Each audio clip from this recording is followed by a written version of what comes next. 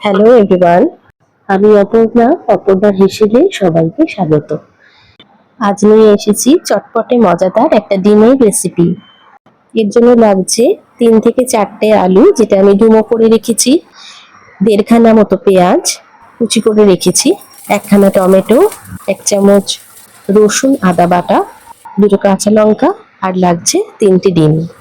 প্রথমে কড়াইতে সর্ষের তেল দিয়ে ওর মধ্যে গোটা জিরে ফোড়ন দিয়ে ডুমো করে রাখা আলু আর পেঁয়াজগুলোকে অল্প নুন দিয়ে কড়াইতে ভেজে নিতে হবে। এখন আলু আর পেঁয়াজটা ভালোভাবে ভাজা হয়ে যাওয়ার পর একটা বাটির মধ্যে ডিমগুলোকে অল্প একটু নুন দিয়ে ফেটিয়ে নিয়েছি।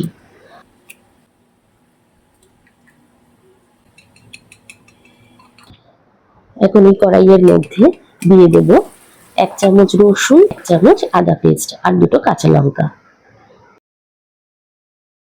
এরপর ওই ফ্যাটানো ডিমটা কড়াইয়ের মধ্যে ঢেলে দিয়ে ভালো করে নাড়িয়ে দিলেই ডিমটা স্ক্র্যাম্বলড হয়ে যাবে। এরপর কিছুটা টমেটো এর মধ্যে দিয়ে দেব।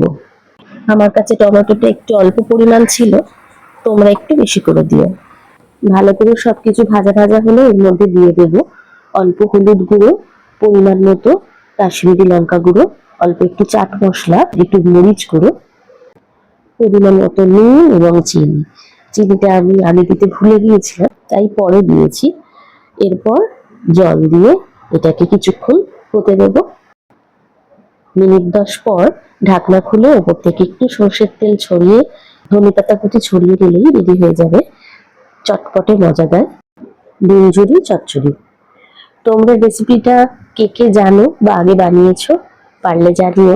আর যদি না বানিয়ে থাকো তাহলে অবশ্যই একবার ট্রাই করে দেখো, খুব ভালো লাগে খেতে গরম ভাতের সাথে। আজ তাহলে এটুকুই থাক, সবাই ভালো থেকো, টাটা।